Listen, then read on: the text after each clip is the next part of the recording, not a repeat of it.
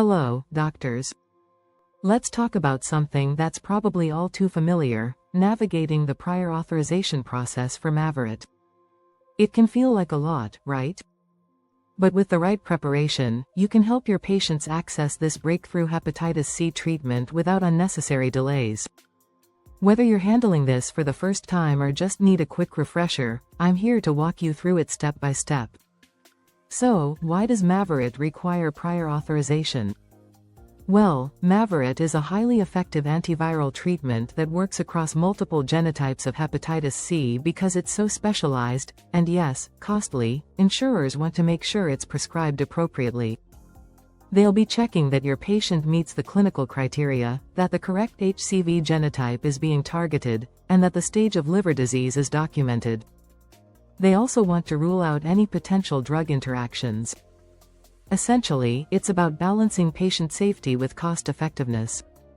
Now, understanding what the insurers need is a huge part of getting approvals quickly.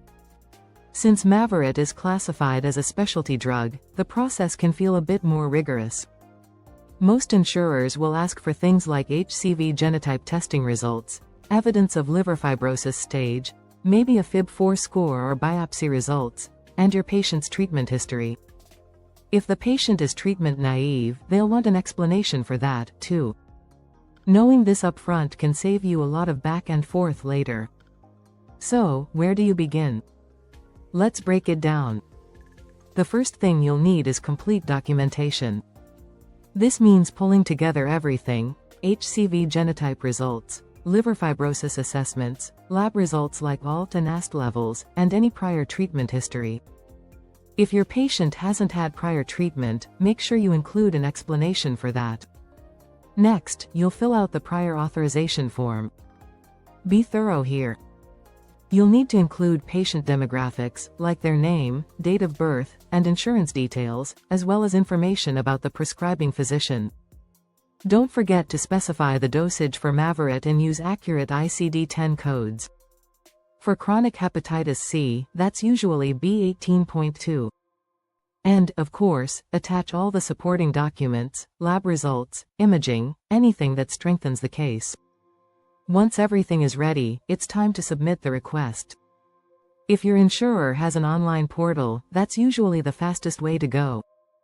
If you're using fax or mail, make sure your cover sheet is clear and organized.